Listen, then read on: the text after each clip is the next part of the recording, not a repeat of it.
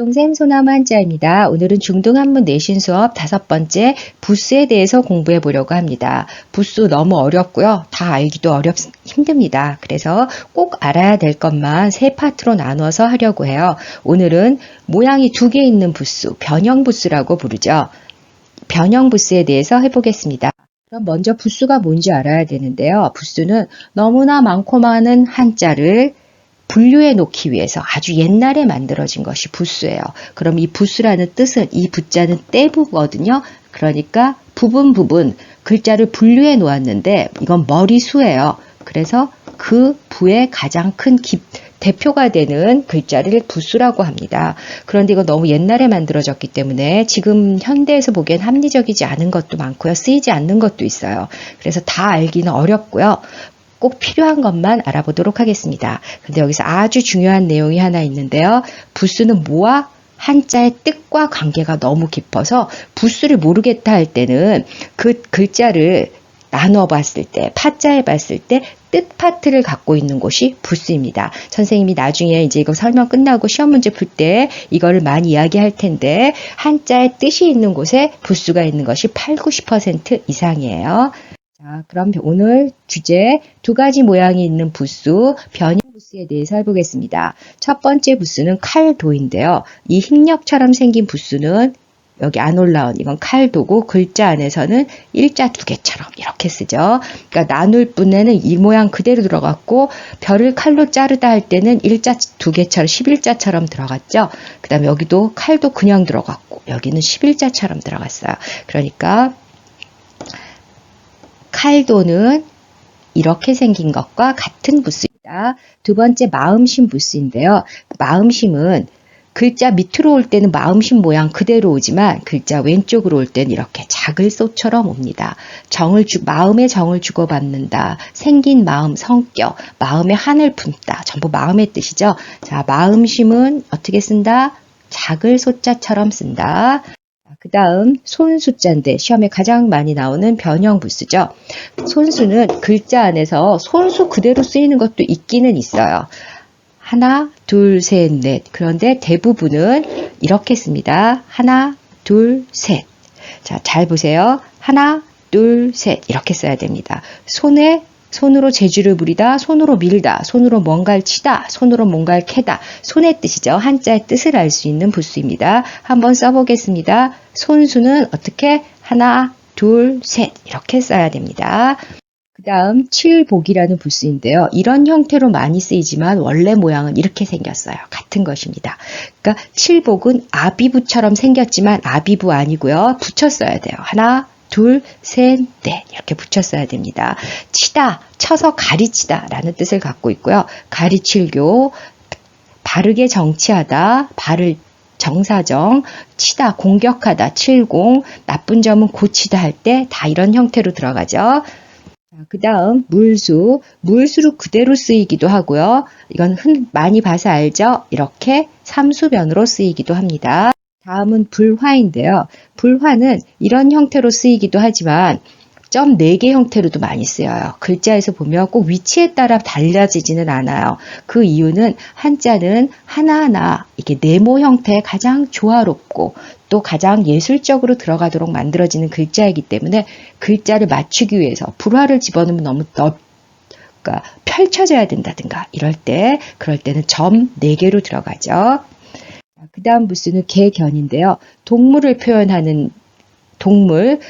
표현할 때 거의 다 들어가는 대표 부수인데 오른쪽 위에 점은 나중에 이렇게 쓰지만 중요한 것은 이런 형태로 훨씬 많이 쓰이죠. 하나, 둘, 셋. 그런데 이 글자도 중요합니다. 왜냐? 하나, 둘, 셋 이렇게 써야 되는데 대충 흘려 써서 여기를 이렇게 해버리면 아까 말했던 손수하고 비슷해져요. 이렇게 쓰면 그러니까 여기가 튀어나오면 절대 안 돼요. 다시 한번 중요하니까 써보겠습니다. 하나, 둘, 셋 나오지 않게 하나, 둘, 셋 이렇게 써야 됩니다. 개견이었고요. 이 부수는 개견과 같은 부수입니다. 다음은 구수록인데요. 구수록은 원래 임금왕 옆에 이렇게 점이 하나 들어가 있어요. 그런데 글자를 하다 보면 점을 찍으면 글자가 너무 복잡해져.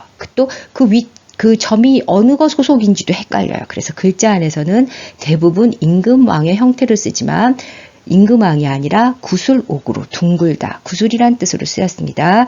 축구 야구할 때 공구, 그 다음에 구술을 칼로, 둥근 것을 칼로 나누다, 나눌 밤, 구술주, 또 둥근 고리, 전부 둥글다는 뜻을 가졌기 때문에 여기선 임금왕이 아니고 구술옥이었어요.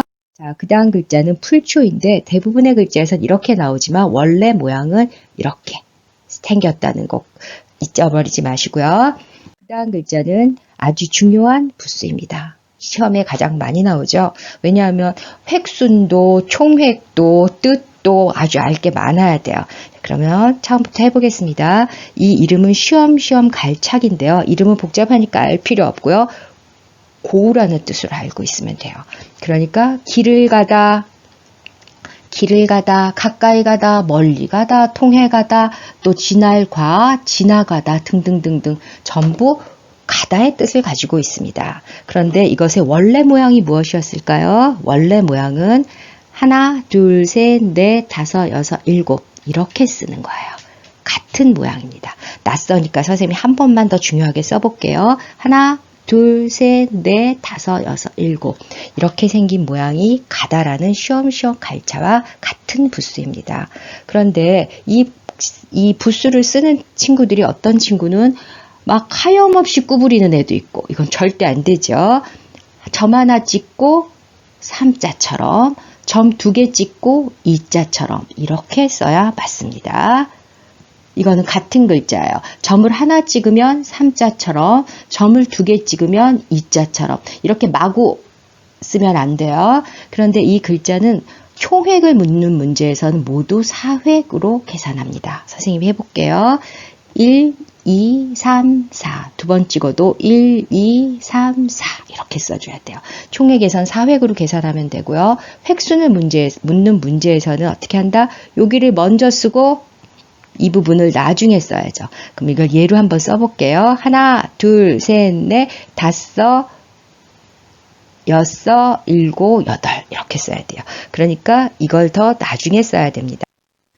다음은 고기육 부수인데요. 고기육 부수는 글자 안에서는 이렇게 쓰이는 경우도 많아요. 물론 고기육으로 그대로 들어가는 경우도 있는데 대부분 달월 모양을 갖고 있고요. 그래서 진짜 달월도 부수이기 때문에 구별하기 위해서 이걸 육달월이라고 부르기도 합니다. 그런데 이 진짜 달의 뜻을 갖고 있는 이 하늘에 있는 달의 뜻을 갖고 있는 것도 글자 안에서 부수를 쓰일 때는 그 글자의 뜻을 보고 그게 육달월인지 진짜 달월인지 구별해야 돼요.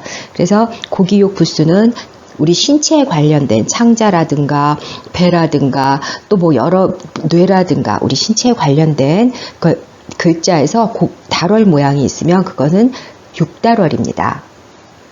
이 부수는 변형 부수가 뭐냐 하면 하나, 둘, 셋, 넷, 다섯 이거예요. 그래서 의자, 오드 형태로 쓰일 때도 있지만 이런 형태로 쓰인다는 것 잊어버리지 마시고요. 여기서 또 주의사항 하나, 둘, 셋, 넷, 4개짜리 4획이 있거든요. 얘는 뭐하고 같다? 얘는 보일시의 변형입니다. 같은 거고요. 하나, 둘, 셋, 넷, 다섯 5획으로 써지는 이게 오드의 변형 부수였어요. 너무 많았죠? 우리 그런데 한 번만 복습하면서 머릿속에 꼭꼭 넣어보도록 하겠습니다. 사람인 부수는 안 했어요. 쉬워서 이렇게 왼쪽으로 올 때 이렇게 쓰죠. 칼도 부수는 11자처럼 마음신 부수는 작을 소자처럼 물수 부수는 점 3개, 칠복 부수는 아비부처럼 손수 부수는 하나, 둘, 셋, 불화 부수는 점 4개, 개견 부수는 꼬부리고 넘어가지 않도록, 구수록 부수는 임금왕, 풀초 부수는 열십 2개처럼 쉬엄쉬엄 갈착의 원래 모양은 이렇게 생겼다는 거. 오이드는 5획짜리, 고기육은 6달월, 달월하고 모양이 같습니다. 요것만 정확하게 알면 중고등학교 문제에서 변형부수 문제는 거의 다 맞을 거예요. 그럼 우리 문제 한번 풀어봐요. 한자의 부수가 바르게 연결되지 않은 것은 보면 물수 맞고 마음심 맞고 불 맞고 자 이거는 갤청 날일 플러스 푸를청인데 푸를청은 발음이니까 부수가 안 오죠. 날이 맑다니까 여기가 뜻이 있는 곳에 부수가 있다. 해가 부수예요. 맞았어요. 그럼 얘만 글자 아들자도 부수고 아들자도 부수고 이 진면도 부수지만 발음이 오는 곳엔 부수가 안 오죠. 그러니까 이것의 부수는 진면이었어요. 답은 1번이네요. 두 번째, 부수가 잘못된 것을 손수 맞으시고 물수 맞고 칼도 맞고 사람인 사람이 맞았어요. 그럼 여기서 또 아까 말한 첫 번째 원칙, 발음이 오는 곳에는 부수가 오지 않는다. 자, 물이 이건 강강자니까 뜻이 오는 곳에 부수가 와요. 이 부수는 물수부수였어요. 답은 2번이죠. 다음, 부수가 나머지 넷과 다른 것은, 이것은 육달월의 변형 부수를 물어보는 문제입니다.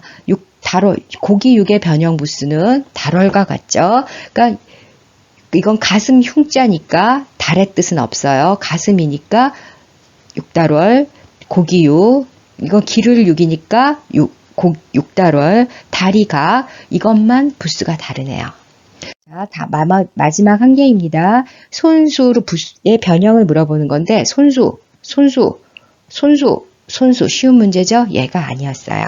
자, 이렇게 해서 변형 부수, 모양이 2개 있는 부수에 대해서 이해해보고 문제를 풀어보았어요. 어렵죠? 한자에 익숙하지 않은 학생들은 이 부분이 많이 따라오기 어려울 수도 있었어요. 그러니까 어려운 사람들은 한 번 더 보고 여러 번 써보고 잘 익혀서 다음 시간에 다시 만나요.